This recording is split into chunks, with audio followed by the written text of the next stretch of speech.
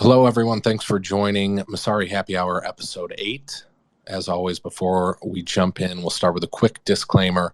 All opinions expressed by our host and our guests are merely their own opinions. They do not reflect any endorsements or opinions of their companies. This discussion is meant for informational purposes only. You should not take their opinions as investment advice, as you will be solely responsible for your own investment. Hosts and guests may hold cryptocurrencies discussed in this Twitter Spaces. Additionally, certain Messari employees are required to disclose their holdings, which is updated monthly and available at our website.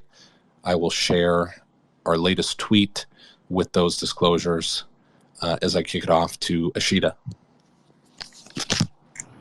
Awesome. So there's a few things happening right now in the space that we can touch on. So firstly, Ethereum has transitioned to a rollup-centric roadmap, and so we'll touch on what's happening with that and L2s recently. And then modular L1s have been a very hot topic in the past few months, with Celestia and Fuel building on a single component of the blockchain instead of the entire stack. And then finally, activity around app-specific blockchains enabled by Cosmos. So maybe to start off, Ali, could you touch on what Ethereum has been working on in order to support rollups and its roadmap? Yeah, so like you said, in the coming months, Ethereum is switching to a proof-of-stake consensus mechanism from their original proof of work. And in conjunction with that, they're pivoting to a rollup-centric roadmap. And in essence, this kind of means they're shifting their focus from on-chain computation and being a user layer to creating this settlement and data availability layer for rollups to kind of thrive in. This is also kind of catalyzing a movement towards modular design, which you touched on briefly. And in my opinion, I think over the past few months, I've kind of been thinking about what will this kind of mean for rollups and Ethereum in general. And the big things that come to mind that I think are important for rollups to kind of dive into a little bit more are increasing composability within the layer 2 applications themselves and kind of harnessing the interoperability between these layer 2 applications. So in the future, you have a more cost-effective and seamless integration between these layer 2 applications. So I'd love to hear your guys' thoughts about what do you see are the key moves that these rollups need to kind of do, and just your general thoughts for the ecosystem in the future.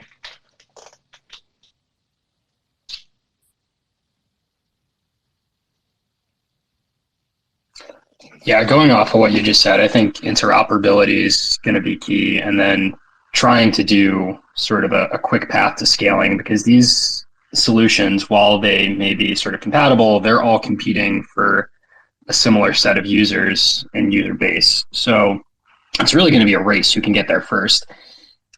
The ZK EVM discussion, which I know we'll get into in a bit more detail, I think is going to be an interesting use case in that, because the first one who's actually able to make a functioning ZK EVM that folks are able to port applications on to fairly quickly and utilize it just like they would layer 1, I think is going to gain sort of a critical mass of users fairly quickly, even if applications could be portable between L1 and whatever ZK EVMs kind of come in the future. You know, it makes me think of almost like Uniswap. You know, there's a lot of forks and other protocols that are very similar to Uniswap, but Uniswap still has the balance of users because it was the first one, it's the one with the most innovations, and it's the one people naturally gravitate towards and think about. So I think it's really going to be a race to who gets there first over those next few months, and it's going to be fun to watch. What do other folks think? Tom, when you talk about ZK EVMs, like maybe even for the audience, let's clarify like what you mean, because there's different types of ZK EVMs. There's different like layers to this thing.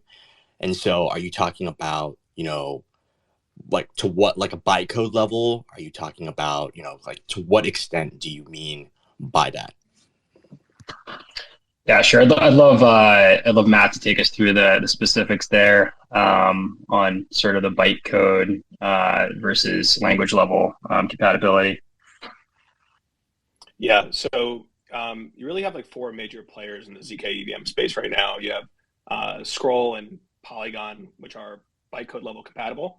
And then you have Starkware and ZK Sync, which don't have true ZK EVM implementations. They have their own custom virtual machines that can have some level of compatibility with the existing EVM stack. So Solidity, developer tooling.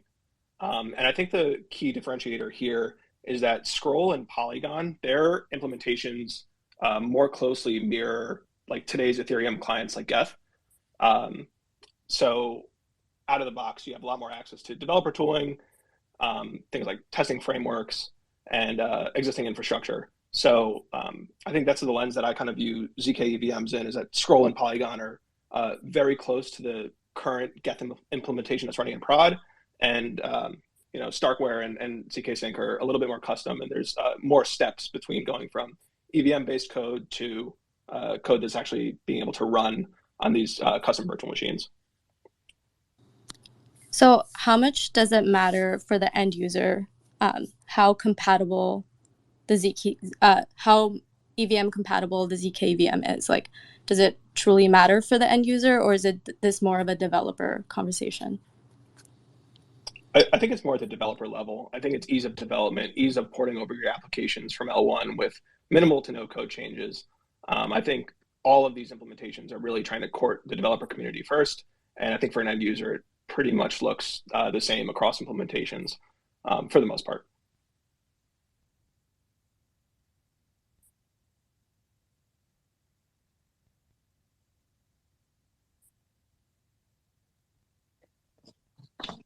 But I would still say at the end of the day, it matters.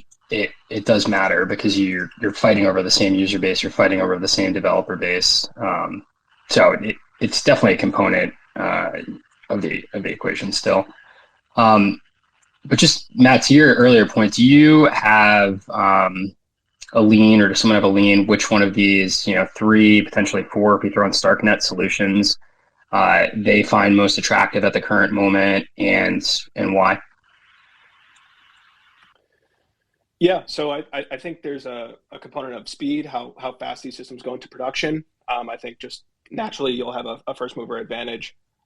You're seeing a lot of progress on that front. One, on ZK Sync, they recently announced a couple of weeks ago that they were 100 days away from mainnet. Polygon ZK EVM also teasing a launch on testnet very soon. So I think they're all positioned relatively similarly today. I think the ZK EVMs that more closely resemble Geth will probably pick up adoption faster, just because developers can port over their existing applications, and they're very familiar with that type of developer environment. I think it's still an open question as to which implementation wins them in the long run, because you do have ZK Sync and Starkware, which have elements of compatibility, but they also have their own custom execution environments. So maybe in the future, 5 years down the road, the EVM doesn't have as much of a moat as we think it does, and developers will gravitate more towards languages that are optimized for a ZK environment.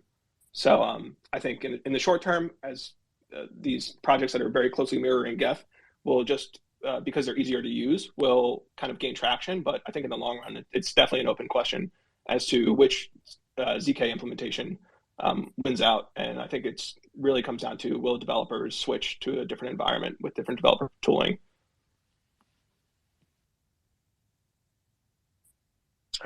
Yeah, it's interesting to me as kind of these applications continue to accrue value over time, and they start to become, they don't have their own tokens, they spin up sort of their own validator sets, and they all become fairly successful. If any of them will follow kind of the DYDX model and move to their own layer twos, because they aren't receiving the value accrual back to their native token. They don't need the security of Ethereum as much as they do today. They don't need that developer community once they've reached sort of a critical mass.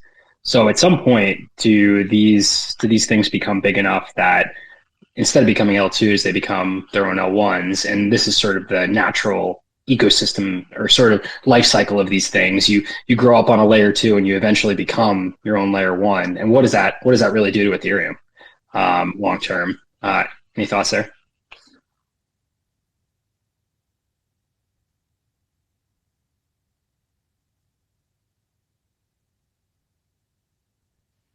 Yeah, I think right now, and this might just be today's landscape, but it's really important to signal alignment with the Ethereum community, Ethereum developers. And I think moving to your own standalone layer one right now could be problematic because the majority of users on these rollups are from the Ethereum community. And there is value to that trust minimized bridge that lives between L1 and L2. So I think that might be a priority, and that might have its advantages to stay as a layer two on Ethereum rather than porting over. You do get the advantages of being more sovereign by porting over to your own standalone chain, but you do lose out on some of the security and the trust minimized bridging that exists on rollups. Yeah, and I guess like just to add to what Matt is saying, you know, we had this conversation earlier today, Matt and I, and then I know we've talked about this too. It's like there are protocols out there that are kind of working to go and encourage collaboration between some of these L2s and Ethereum. So like one of them I'm thinking about is, you know, there's a protocol called Eigenlayer working on restaking. And the idea being that you could go and effectively put your native L1 token and put it under double jeopardy for like your middleware use cases. And so, you know, if your data availability layer, your roll up, you can go and essentially stake your ETH, or sorry, if you're like, you know, if you're a staker of ETH, you can go and stake your ETH and also provide security for those L2s. And originally, you know, you can go and say like, what's the incentive for these other projects to go and participate in this new type of protocol, right? Like if you kept your value on your own L2, why would you want to go and partake in restaking? And I think the way, you know, Eigenlayer restaking is built is there's actually ways to go and essentially stake your ETH and have that contribute to your middleware, but also kind of potentially like through an LP or through some other token, go and you can basically you can go and stake your L2 token and ETH and provide security. So you're essentially adding kind of like the decentralized security that you get from ETH validators, as well as, you know, whatever you get from your rollup.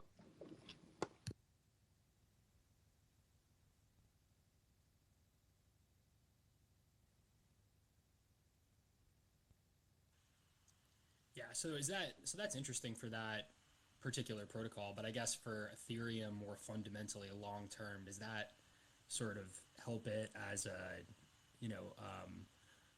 protocol that is pivoting to settlement and data availability, and is that where it will accrue value in the future? Because right now it's, you know, sort of everything, and it's gaining a lot of value from being sort of an execution layer, and abstracting that away, does that take value away from Ethereum? I'm not sure, but I think, you know, it's definitely an interesting conversation to have, and something that I think a lot of Ethereum folks are sort of ready to dismiss out of hand, which I don't think is fairly productive. I think execution moving to the layer twos is potentially an issue for Ethereum in the future if these L2s are sort of able to spin up their own communities themselves and have to rely less on those developer communities that they rely on today for Ethereum. I actually think the biggest threat to I think there's a little bit of feedback. I'm gonna try that again.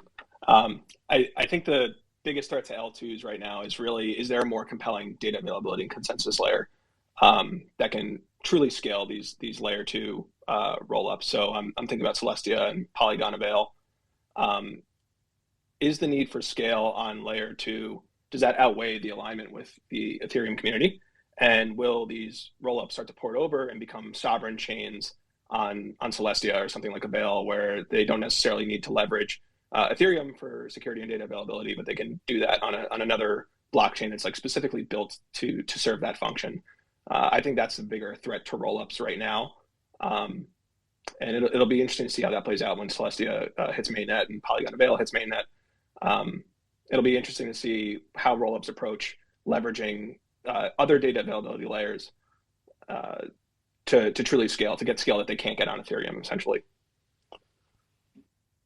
Just to clarify, you're saying that they're the biggest threat to, it's the biggest threat to Ethereum, right? It's not the biggest threat to necessarily rollups. Yeah, so I think it's the biggest threat to rollups on Ethereum. I don't think rollups on Ethereum will pivot to be their own layer ones. I think they would leave Ethereum and deploy on a more specialized data availability layer like Celestia.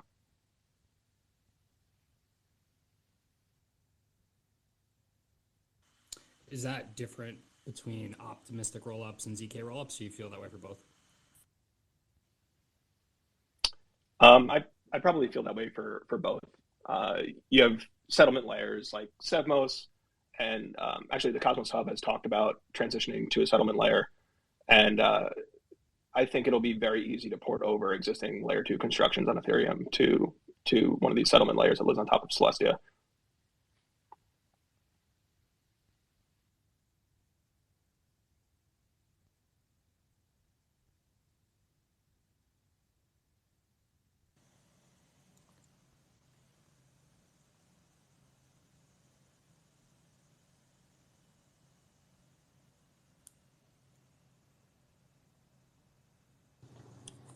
What about something like Fuel VM? You know, I guess switching topics a little bit here, but thinking about how we're talking all about EVM, we're talking about Ethereum, but I mean, there's other virtual machines out there. Fuel VM being a notable one because they're kind of going about doing things a little bit differently, and ultimately, right, like the long term game with Ethereum is you're still going to have all this kind of like state execution that you need that you're still going to struggle to scale. And kind of like with Fuel VM, what they're doing, they're going and making kind of like contract UTXOs, right? Where instead of just kind of like you're spending, you're just like, instead of more than just like Bitcoin, which is like a payment transfer system, you're actually implementing contract UTXOs that you can go and spend smart contracts in, as like a way to scale. Like, do you guys have any kind of thoughts on how that kind of long term is a little bit different than EVM, and how that's kind of like a threat or a challenge to what Ethereum's building? Well, Fuel VM is, like they've branded themselves as a modular L1 and supposedly the fastest execution layer. So the language they use is Sway, and it's a Rust-based language. And so I think the concern around not having a big enough developer community building around Fuel can be dismissed because the Rust community is like, it's huge. And so I think that makes Fuel pretty competitive with EVM. And then, yeah, like as you were saying, on top of enabling parallel transaction processing. Yeah, I totally agree with that, Eshita. I have no doubt that emerging execution environments will start to eat at the EVM dominance just from the sheer fact that like TVL locked in DeFi on EVM-based chains is sitting at something like 80% right now. I just did a piece on this. EVM dominance is so high, and it's so clearly the number one execution environment right now. I think there's nowhere for that dominance on EVM chains to go but down. I think you'll start to see Fuel and Starknet gain more developer traction.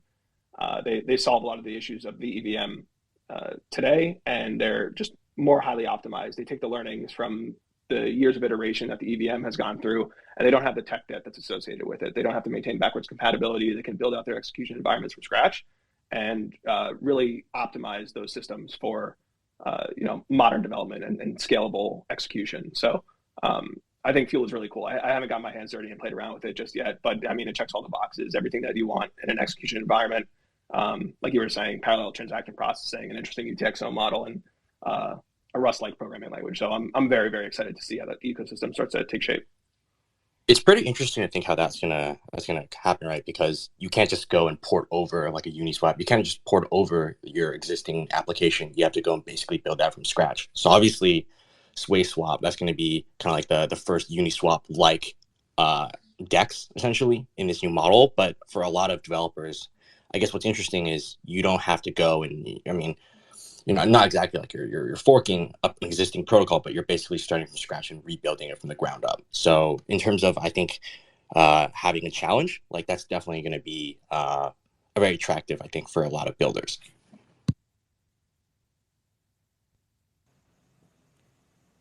I think the interesting thing here for a lot of folks who are coming into the space is these problems are still certainly not solved, and there's a lot of open questions and debate. And I think it's exciting for folks who come in from other industries where there's less potential for innovation. And right now we're just at the forefront of trying to figure out how this whole system works and what's the best way to actually figure these sort of broader problems out. So it's an opportunity not only for sort of builders, but also investors, because if you can pick the right piece of the stack that's going to accrue value, there's a big opportunity. And I know a lot of times in the space we sort of talk about how the VCs get the first crack at that. And that's certainly true, but I think there's going to be opportunities for investors as these tokens sort of roll out earlier and earlier, and there's more opportunity for these things to accrue value.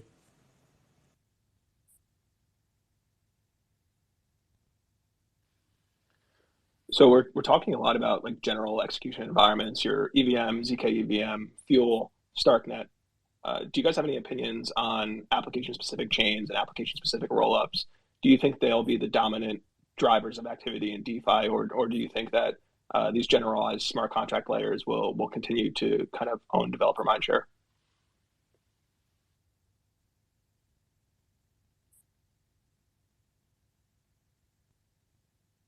I'm pretty excited to see how it turns out, how it goes. Like there's something like Osmosis, an app chain, a DeFi focused app chain. Like I think personal opinion, right? But I think they're very obviously. I'm very high on potentially what Osmosis could become. You look at something like DYDX, also building their own chain. That's kind of TBD. I think that's the issue right now is that there just hasn't been a ton of notable examples. It's kind of just like an idea that a lot of people are working on or building, but for the moment, it's all been kind of on Ethereum or not on a specific application chain.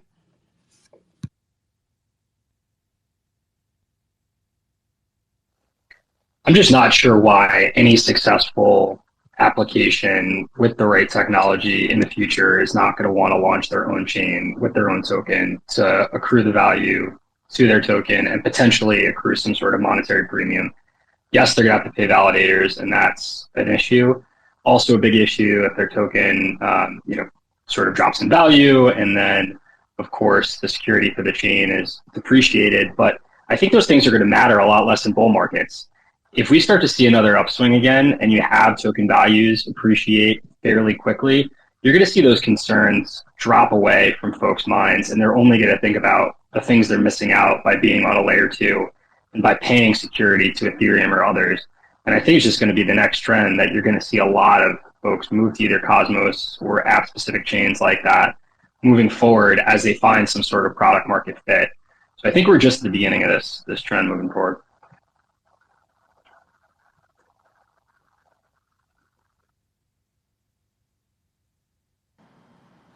That kind of falls into a question I had for the group. And Tom, maybe I'll kick it back to you. Do you think that a lot of the changes that are being made are strictly developer-led, specifically when we're in a bear market and choosing to do things that are easiest, most secure?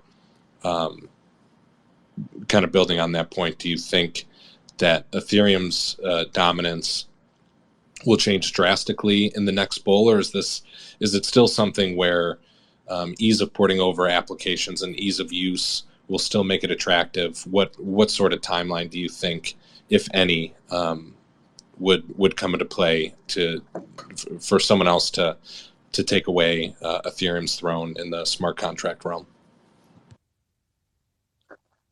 So I think the EVM has certainly won to a certain extent already, and you've seen multiple other chains just sort of acquiesce to Ethereum and build their sort of EVM compatible chains, and including Solana at this point. So I think the EVM in a certain respect has won, and it's sort of, what else can be built that is different and better than Ethereum? Solana had their shot. It seems like they're sort of blowing their lead. There's other chains that are coming out now, sort of Aptos and Sway, sort of more Rust-based, faster, potentially even more Solana type chains.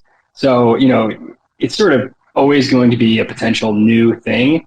I think the interesting thing with Ethereum is that it's developer-led right now, as sort of you alluded to. And that means it's sort of slower, I think, than folks in the market would like. But all of Ethereum's competitors right now are either sort of either blowing their lead or blowing their chance to take over Ethereum, or just not finding the right sort of solution with the broader market. And they're letting Ethereum continue to build sort of this big lead and build out their technology stack and, decentralize their community and do all of the things that, make Ethereum potentially the winner at the end of this sort of proof of stake race that we're in right now. I mean, you saw Solana have a shot at them. You saw AVAX have a shot at them. You saw Terra have a shot at them, and all of them sort of fell by the wayside fairly quickly. So, what's it going to take for something else to continue to pull market share away from the EVM in this space? And I think they're going to have to, whoever it is, might have to do it fairly quickly before Ethereum gets to the end of their roadmap, which sounds like a long time away, but it's probably only 2 or 3 years away.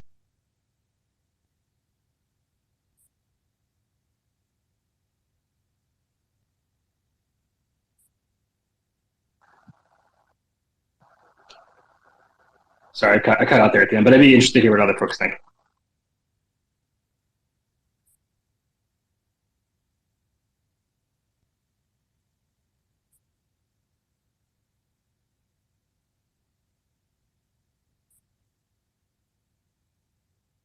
Maybe while we think here, and this is may have been something that had been answered, as rollups become more attractive because they are typically cheaper, do we think that they can handle the volumes that we see currently on Ethereum, or does it become an issue where this extra traction and transaction volume kind of weans out the pack and gets rid of these rollups that may not be used heavily in the future?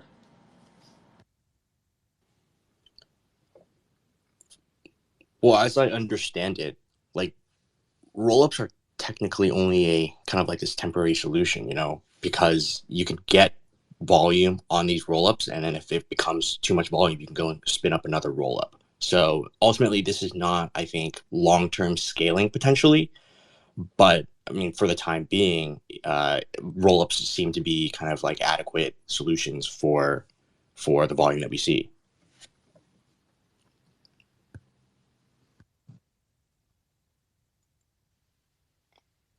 Yeah, I mean, in terms of volume, how fast the things need to be, I think at the beginning of Solana's roadmap, they wanted to do 1 million TPS. And is that really necessary? I'm not sure. Like, I don't think you need 1 million TPS. I don't know what Visa does, like 100,000 TPS, and that's not even fully utilized, and that's a global transaction network. So what do you really need to be that fast for, in terms of microtransactions or trades or whatever? I think there's a certain level where it's sort of good enough. So, what is good enough in terms of speed? I think there's a level there. I don't know if there's a good enough in terms of fees before you hit free, and then eventually maybe somehow paying your users to incentivize them. So there's a spectrum there. But I think there's certainly just a good enough in terms of speed, and L2s are really almost there already. And will only sort of get better and improve. And a lot of the sort of ZK-based solutions and others have said, while we're just starting with ZK EVMs, the roadmap is going to be really exciting in terms of how we can make them cheaper, faster, and more scalable going forward.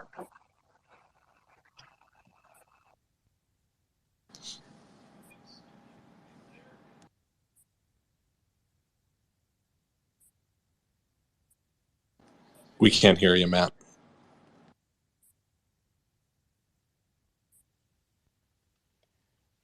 Sorry about that. Yeah, Tom. So I actually think when you start to scale at the data layer, approaches like Celestia and ETH2 with dank sharding, I actually think you'll see scaling as mostly a solved issue with this proliferation of rollups. How Celestia is able to handle scaling is there's a separation of concerns where blockchains today are responsible for consensus, data availability, and execution. And when you're able to modularize the stack, you can have highly specialized layers that are interoperable with one another. And I actually think that's going to address the bottleneck of scaling. And I think we'll have all the TPS and low fees that we need as these data solutions start to come online.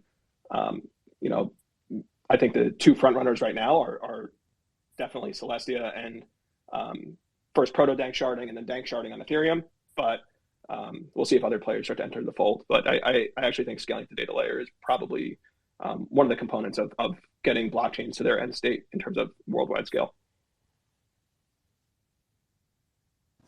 For a pleb like myself, Matt, does that hold true in a theory-crafted world where the general population has come into the fold, and let's say Ethereum is still the main chain as far as smart contracts, do these solutions still fix the bottlenecking problems that we see on occasion today? Yeah, I think dank sharding has the potential to do that, especially in the context of Ethereum. So the bottleneck right now that you have for rollups is posting data to Ethereum is very expensive. You have to go through the EVM, store your data as call data, and that data persists on the chain for forever, right? And there's these new solutions coming out, Ep8 which is proto dank sharding, where you actually have a dedicated space on the beacon chain that lives outside of the EVM, where the rollups can post their data and have that data there for a shorter period of time. It's not indefinite as it is today. And then that data gets pruned. So really what Ethereum is providing a guarantee that data will be made available for a specific amount of time. And that's really interesting because, rollups no longer have to compete with transactions on L1 Ethereum for block space. There's a new fee market that emerges. There's this data availability fee market that kind of arises, and it separates the posting of data and the actual verifying of the proofs coming from the rollup. So I definitely think that Ethereum is capable of solving those issues. I think it's just a question now of who is first to market, whether it's Ethereum kind of scaling at the data layer, or if it's something like Celestia that hits critical mass. Because core development on Ethereum is notoriously slow. So it'll be really interesting to see kind of how that race unfolds over the coming years. I think as we all sit here and, where we talk about how the EVM has won and how it keeps winning, it reminds me that only about 1 million people are using these, or addresses are using Ethereum per day. We're still in the beginning stages if we think this is a global settlement layer or, the underpinning of a lot of financial technology in the future. 1 million people a day is absolutely nothing.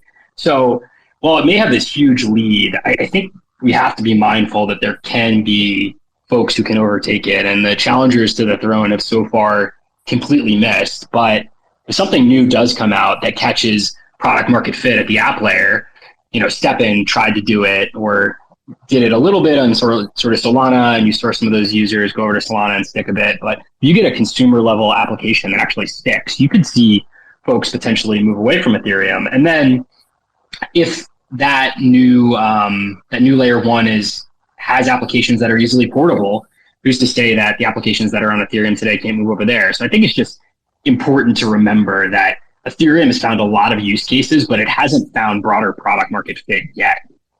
So there's still an opportunity for others to kind of jump in. But just to pivot a bit, real world use cases are emerging on Ethereum today. So Ali, I know you recently wrote a report about some of the real world use cases that are coming up in loans and others. Did you want to just expand a little bit on those? Yeah. So like you said, over the past couple of weeks, I've been focusing in more on just looking at that gap between real world assets and just the crypto community in general. And it's kind of amazing to kind of see this adoption with real world assets. So lately, I know that there has been a larger shift in banking institutions kind of deploying real world asset vaults in the Ethereum ecosystem and showing a shift and kind of their opinion of DeFi and the landscape in general. So I think long term we'll kind of see more institutions, assuming all goes well with these current applications being built. We'll see more of a push for long term adoption within institutions and just general public. But yeah.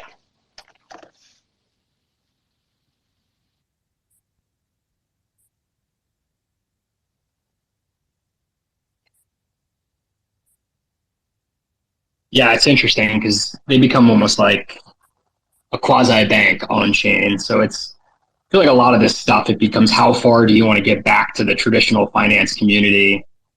You sort of almost come full circle at some points. And we saw that with DeFi. We thought it was DeFi, and then we realized it was just sort of CeFi in the back and sort of backroom deals rather than actual fundamental DeFi. So you wonder how far you want to come full circle with a lot of these technologies before you actually realize that you sort of come away from the ethos of what you sort of tried to build here in crypto. Does that become the next catalyst for, or I guess the catalyst for the next bull market? You know, you get more maturity in like real world assets on Ethereum or just in general using or in blockchain. Anyone have any takes on that? I think it could be. I think the problem right now is that we don't have the infrastructure to kind of port over a lot of these real world assets in a very meaningful and effective way. So assuming that we're able to actually build out some of the more logistic and like legal matters that are necessary for this to work, I feel like it could trigger some sort of catalyst for more growth and appreciation in the market. Basically sounds like infrastructure is the root of all problems still, right? For so many different sectors, gaming, for real world assets, all of it, really. Yeah, it's what is the next bull run? The next bull run is incremental flows from somewhere outside of the current ecosystem and current set of investors. So you need a new use case. You know, it was DeFi in the past, it was NFTs, it was DAOs. It's going to catch us all by surprise, but whatever it is, it's going to bring in a whole new cohort of users who aren't paying attention to crypto today. I think everyone is betting on gaming, and if you looked at our recent report yesterday from the acquisition Messari made of Dove Metrics, you'll see that in Q2, we had an enormous amount of investment in gaming again, after an enormous amount of gaming investment last year and the quarter before Q4 last year. So it's going to be something I think that takes us all by surprise. And I don't know what that is, but interested to hear other ideas. Allie, do you want to touch on, as far as real world application, your piece on crypto and real estate? I think something that's exciting for me, similar to what Tom said with DeFi, is being able to turn real world assets into something that you can see and use on chain. Yeah, so there's a bunch of different protocols that have started to come up that are trying to sort of onboard the real estate market into crypto in general and using blockchain technology to do so. I think some of the most meaningful protocols that have come out have been kind of tokenizing real estate assets and being able to eliminate most of the middlemen that are involved in purchasing or renting or even kind of tapping into home equity in general. So you're saving money for buyers and sellers on all fronts by kind of just streamlining the process. But I think it's a very promising application of crypto and blockchain technology. But again, I know a lot of these projects are kind of trying to work through all the different logistics and being able to, you know, go through the whole escrow process and transfers of titles and stuff like that. So again, it's an infrastructure problem to kind of bridge that gap between the real world and crypto. But I'm excited to see kind of what comes out of these different projects and if they're able to gain momentum in the future. If you think of a perfect use case for crypto, I mean, crypto is trying to coordinate capital between untrusted parties and solve for a lot of middlemen between those parties so they can do a bilateral sort of transaction. And you can't think of a better solution where that's the case than real estate. I mean, you have brokers, you have transfer agents and title agents and lawyers.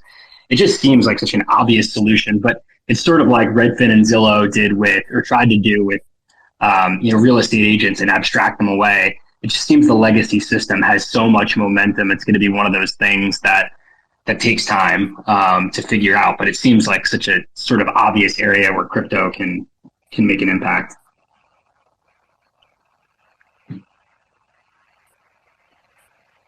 Yeah, I completely agree. I think part of the problem, like you said, is kind of competing with the legacy systems and kind of the original competition of Zillow and Redfin being, just regular old brokers and real estate agents. But I think another problem with some of these protocols is being able to enforce the ownership and the title process on the blockchain without going through some sort of government entity to be able to do so. Yeah, but I'm very excited to see if they're able to do it and kind of what comes out of these different projects.